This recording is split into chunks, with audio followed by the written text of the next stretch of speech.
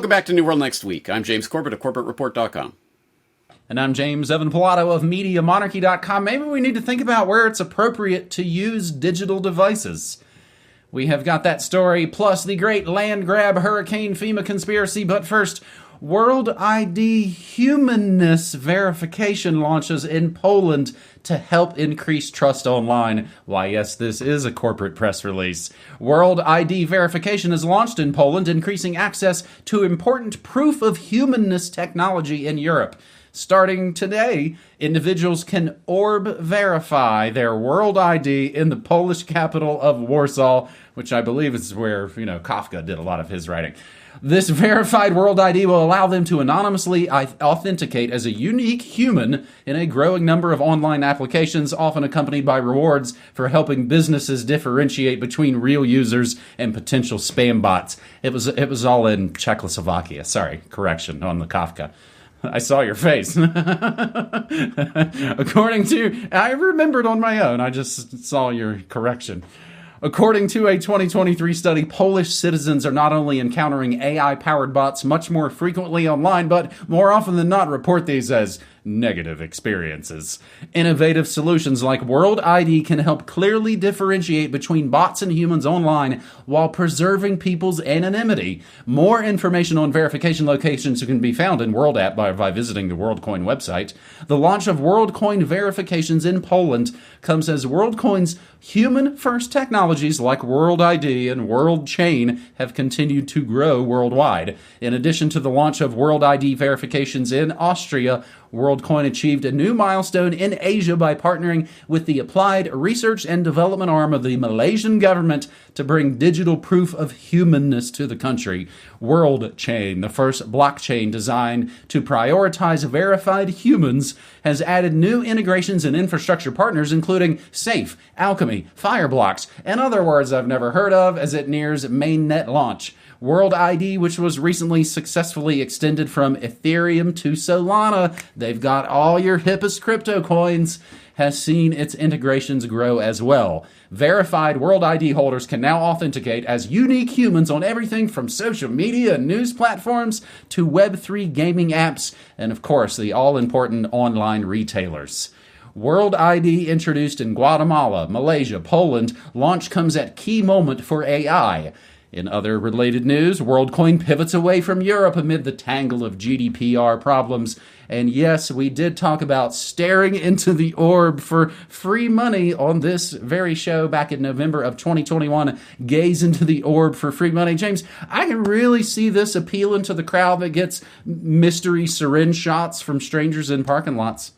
Yeah. Exactly right. Yeah, this is an example of what is, I think, probably going to be a theme in this episode, which is a real problem, I suppose, but with solutions that are no solution at all. And in this case, the real problem is proof of humanness. Because, yes, that is now a thing that we now have to take into account. Because, yes, there are bots and whatever that is posting all sorts of junk online. Ever heard of dead internet theory? Well, if it wasn't true several years ago when that was first posited, it probably is increasingly true today. And so, yes, how do you know you're interacting with a real human being? Well, they've orb verified, which I'm sure Brock will be showing the B-roll of this, of people staring into the orb, as we covered on New World Next Week a few years ago. Yes, well, now they're pivoting away from the World Coin aspect of it and the digital, hey, you can get this fake digital money for staring into the orb. They're trying to focus more on the World ID aspect of this. And as I say, a real problem, I suppose, but the solution doesn't seem to me to be a biometric database of facial recognition that will be stored by some creepy company that, hey, trust us, bro. And what is... it's good to, from time to time, I think our audience probably knows this, but it's good to remind ourselves of what the fundamental problem with this kind of biometric digital ID recognition system software is. And that is actually adequately explained in that article that we're citing here about WorldCoin pivots away from Europe because of the GDPR tangle, which makes you wonder, Poland is also part of Europe and the GDPR, so why is Poland on board? But anyway, in that article, they talk to someone who is running some sort of World ID competitor called Privado ID. It's an open source verification provider. Anyway, he makes an important point. Long-lasting reputation that is attached to your biometrics shows you that in the wrong hands, it could be a ban forever. It could be a mark forever in your life. You cannot detach yourself from that identifier. Every trace that you leave now is going to be there for the rest of your life. Every trust assumption that we make now will come back to us 10, 20 years later. Exactly right. This is the point. When we are starting to put ourselves into this digital biometric database matrix, we are trusting that not only are the people who are running and stewarding over this system now are perfect angels descended from heaven who would never use this in a bad way, but there will never, ever be any sort of tyrant or dictator or someone that we might want to rationally and for good reason resist, who would thereby have the ability to completely remove us from society, put that ban mark on us that we could never get rid of unless, I don't know, you start hacking up your face. This is the danger of this technology. Anyway, it's a good thing to keep in mind. I, for one, am not staring into the orb. How about you, James? Well, man, you're already, coming up with new horror movie ideas. This will be done in the future to escape from the system. And you don't even mention, what about those bad actors that are able to hack into the system, whether it's false flagged or real? But think about it. Their platforms, James, I don't know about you, but I didn't build any of these platforms. Their platforms are buggy. But rather than the ability to, police and regulate their own platforms, we have to stare into the orb of phantasm that's going to stab us in the head. Whew, that's how we get going on New World next week, episode 5, 6, 7. Our second story, who wants to regulate smartphones? The World Health Organization wants to regulate smartphones, urging countries to regulate digital devices, including smartphones. I guess they really mean like pagers and beepers and stuff. The call comes in light of evidence that social media and problematic gaming behaviors are negatively affecting the mental health of young people. Natasha Azopardi-Muscat, WHO Europe's Director of Country Health Policies and Systems, told Politico that regulation is needed akin to tobacco, and if you recall, 4 out of 5 doctors smoke Camel cigarettes. Maybe we need to think about where it's appropriate to use digital devices, and maybe it's also time to start thinking about places where certain digital devices should not be used. And I remember a decade ago getting in giant trouble for daring to look up something we were talking about at a dinner table, and now those same folks are on their devices unapologetically. But I was a horrible ass for doing it back then. I was just guilty of doing it too soon, like I'm guilty of doing many things too soon. Muscat acknowledged the utility of smartphones, but said, caution is needed. We have a portion of the population who are reporting problematic use, and we know that this eventually can go on to affect their educational outcomes, their mental health and well-being, their productivity in the workforce. Last month, Ontario's Minister of Education, Stephen Lessay, announced a strict policy to limit cell phone use in schools. That sounds like a great idea. Lessay said the policy change was in response to concerns he'd heard from parents and teachers. Under the new rules, students in kindergarten to grade 6 must keep phones silent and out of sight all day, while grades 7 to 12 are not allowed to use phones during class unless permitted by a teacher. Ooh, now do it to the boomers. James, it's unfortunate what happened to our parents. They essentially skipped 25 years of technological advancements as they came along. I was the one programming the VCR for them back in the day. They skipped 30 years of technological advances, then it's like, here, use this space age tool that you have no idea the power of. The state loves to act like they're regulating their toothpaste once it's already out of their tube. And if I recall, I'm pretty sure the state approved fentanyl and opioids too, and those are working out great. James? Yeah, exactly. Exactly right. And boy, speaking of real problems with phony solutions, here we go. The World Health Organization is going to step in to start regulating smartphones on an international scale. How does that work? It's not a body with actual regulatory powers, right? Well, In fact, it's interesting that they put this in the context of tobacco and tobacco control, because as you may or may not know, I think most people don't know this, the first major international treaty that was negotiated under the auspices of the WHO was the WHO Framework Convention on Tobacco Control back in 2003, which came into effect in 2005. And that put the pressure on WHO member states to start not only educating and labeling and whatever tobacco, but also bringing prices and taxation into line and other such things. And I don't know, this is anecdotal, but I can definitely say in the 20 years I've been in Japan, it's gone from an incredibly smoke-heavy society to one where it is, there are fewer and fewer and fewer spaces where people actually smoke now. And it's gone from a pervasive thing to a less pervasive thing. Is the WHO behind that? Well, anyway, that's the type of thing that they love to do with these international organizations because, again, yes, tobacco and secondhand smoke, again, a problem that really exists in the real world, but they'll come along and they'll save us through some international treaty because there's no possible way that we could do this without some sort of international body stepping in to do it for us, right? And look how successful they were with tobacco, so we can trust them regulating smartphones. And what do you bet that the infodemic gets taken up as part of the WHO's mandate, right? And all of the other nonsense that they're going to... Oh, disinformation. We have to teach children how to look at only approved websites and all of that sort of stuff is just... It's the next wave of this type of regulatory control that the WHO is lusting after. And yes, again, as I say, this is a perfect encapsulation of that real problem with a phony solution because...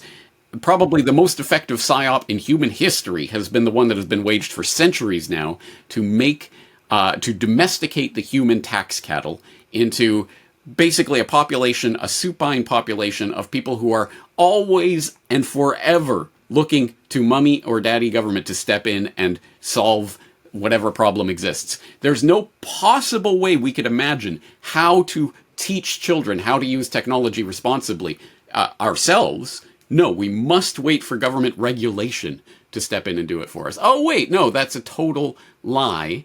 And unless we take personal responsibility for ourselves and our families, well, it's not going to be regulated in our favor. So if you want an example of how we could possibly think about this real problem without the phony solution, well, I have an idea for you. You could look up interview 1194 on CorbettReport.com, in which Larry Rosen gives practical advice on controlling your smartphone.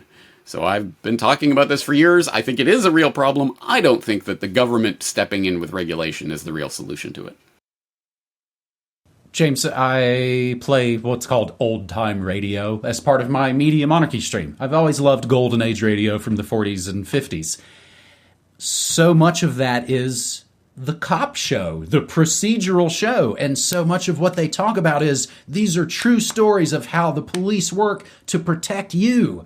And I'm always talking back to it, being like, oh, because you've removed our desire and ability to be able to do anything for ourselves, I couldn't possibly protect myself, so I'm going to call and hope that the police show up in time, or that, FEMA shows up in time. It's so been inculcated to remove any ability to do anything for yourself. And man, I mean, after 100 years of this, it's working like a charm. I think one of my other greatest hits, something I repeat often because I think it's a very pithy, effective thing that maybe people will pick up and share. And it doesn't work the same way. It can work both either ways. But they love to lord over the exploitation of something. So in this case, we're talking about, the internet and tobacco. Do it, everybody do it. 4 out of 5 doctors smoke Camels, everybody's doing it. Oh, wait, it's bad. Now we're going to lord over the spigot and control the prohibition and how much fix you're allowed to get anymore. They're doing the opposite with cannabis right now. They lorded over the prohibition, and now they're going to lord over the exploitation and get rich off of that with their crappy state-run stores and databases. The biggest story in Conspiriana right this moment, however, is FEMA director on misinformation, truly dangerous narrative. Grabbing this from Politico, and of course, everything we say is always included in the show notes. FEMA Administrator Deanne Criswell said Sunday misinformation surrounding the agency's funding, and specifically Donald Trump's false claims that money went to undocumented migrants, depleting the money for hurricane relief, is a truly dangerous narrative. It's frankly ridiculous and just plain false. This kind of rhetoric is not helpful to people, Criswell said in an interview with host, Clinton operative, and Disney employee George Stephanopoulos on ABC's This Week. It's really a shame that we're putting politics ahead of people, and that's what we're here to do. We've had the complete support of the state. We've had the local officials helping to push back on this truly dangerous narrative that's creating this fear of trying to reach out and help us or register to help. Again, they are your saviors, so anything that comes in between those middlemen is a dangerous narrative. They're here to help and save you. The false claims have been pushed by Trump and his running mate, Ohio Senator J.D. Vance, who have reiterated that funding for undocumented migrants had led to less money and resources to help Americans with hurricane relief, a claim FEMA and local officials have repeatedly pushed back on. These theories are part of a wide range of increasingly bizarre conspiracy theories circulating online, including one that Helene was a plot to drive out the population for lithium mining, as well as one by Representative Marjorie the Gathering that an unspecified they, my aforementioned they, sent Helene to wipe out Trump voters in the region. Sidebar. If they didn't have abilities to manipulate the weather, why would they sign treaties 70 years ago saying, we won't manipulate the weather? But that's, again, you're crazy if you mention that. Criswell reiterated in the interview that FEMA has all the resources it needs, adding that many of the resources were moved prior to Hurricane Helene hitting the U.S. She said FEMA staff was embedded to work side by side with state and local officials to quickly bring those resources to where they were needed, and will continue to do that. These continuing efforts come right before another tropical storm predicted to make landfall pretty much right now as we speak in Florida, and they are hyping it up too, man. You think old people like to talk about weather? Conspiracy people like to talk about the weather too, man. Stephanopoulos noted that a lot of these claims are going viral. He pointed to one person online suggesting that a militia should go against FEMA. That was probably Unit 8200 posting that. That post got more than 500,000 views, he said. It has a tremendous impact on the comfort level of our own employees to be able to go out there on the front lines of COVID and, to help out the communities that have been hit by a hurricane in places that get hit by a hurricane all the time. FEMA staff, volunteers, the private sector that are working side by side with local officials that go out and help people. When asked about the impact of these claims online, again, these are your godlike angels of the frontline first responders. Speaking on CBS's Face the Nation, Senator Tom Tillis rejected the idea that the state was not getting the resources it needs because of immigration. We have the resources that we need. We're going to have to go back and pass more resources. We could have a discussion about the failure of this administration's border policies and the billions of dollars it's costing, but right now, not yet is it affecting the flow of resources to North Carolina. North Carolina Senator calls conspiracy theories around Helene federal response a distraction, which is also something alternative media will accuse you of being when you're not talking about their pet issue. But there was a drill, as the weird conspiracy site Associated Press reports. Tampa's Phoenix simulation anticipated Category 5 hurricane, and one from Zero Hedge, did Biden-Harris divert FEMA funds for luxury migrant apartments with flat-screen TVs? James, the one thing I know that is 100% fact, emergency services, to the degree of which they are needed, will not be there to help folks when they need it. Period. It's like Chief Wiggum said, the law is powerless to protect you, but not to punish you. James? Yep, that's about right. So what's the theme of this episode? Real problems, phony solutions? Yeah, if you're waiting for FEMA to come in and save you, well, keep on waiting, and wait until you die, apparently. Well, anyway, I haven't been following this story closely from this side of the planet, but I assume you have Media Monarchy contacts or members that are in or near the affected areas. Have you heard anything from them about this? I've heard and seen screen grabs of text conversations about the weird people that have shown up to city council meetings in Tennessee. I know that North Carolina is looking pretty rough. We do have some members there, and Haven't heard from a few of the members that we have in Florida that are around near the area. I assume, again, they're going to be fine. These things just get so cranked up. And if you've seen this in your life before, other family members who just, they'll stare at the television when they're doing their 24/7 storm freak out coverage. I've seen it in the past before, even before Trump derangement syndrome had sat in. The weather derangement syndrome, I think, had really always affected a lot of people. Again, I know they lie about stuff. I don't know what they're doing up in space. I just know that most of those things don't affect me here on the ground. Hey, they're burning down half my town again. I've got a prescribed burn and we can't even really open our windows and I can't see the sky. I don't see a bunch of news coming to my rescue, and where's alternative media worried about my controlled burns? It's tough, James. I often think of Neil Postman's Amusing Ourselves to Death while also sending love and whatever help could be provided to folks in those situations, man. This is it. Yeah, for people who are in the situation, yeah, it's a very real problem. But you're right. The amount of attention that is focused on these types of events, even in advance, by the mainstream media, should at least give us some pause for thought about what's going on. And as someone who lives in a highly natural disaster-prone country, I can attest that every single time there is an earthquake or a typhoon or anything in Japan, I will get emails about it. Oh, that was hundreds of miles away. It doesn't affect me. But I understand why people do that. But I will just throw in a little bit of cold water on some of the conversation around this. It's just in passing of note. The most recent editorial by Kit Knightley at off-guardian.org. Careful, talk of weather modification could be a trap. So anyway, there's a lot of stuff swirling around about this, and I'm sure our members will have more to say about it, so I'm looking forward to their response as well. It's maybe one of those situations where there's nothing to gain from it. Because if you talk about geoengineering and solar radiation management and stratospheric aerosol injection, you're a freaking nutball. But when they bring it up, it's real and it's good. You can't win. You can't win in these conversations anymore. The deck has really been stacked. The thumb is on the scale, as they say. NewWorldNextWeek.com can hook you up with some Corbett Report shirts that I am wearing, some Media Monarchy shirts that Corbett Report is wearing, and of course DVDs, USB drives, and a ton of other ways again to support our work, which, as you may note, has been fear-free and advertising-free for our combined over 30 years now, James. I play the exclusive audio of these episodes. There's usually about, as James has mentioned before, about a 24-hour turnaround. I play the exclusive audio before this video episode is published anywhere, always after my Thursday morning monarchy. It's about 10 a.m. Mountain Time to me here in New Mexico. I would love you to check it out at MediaMonarchy.com/listen.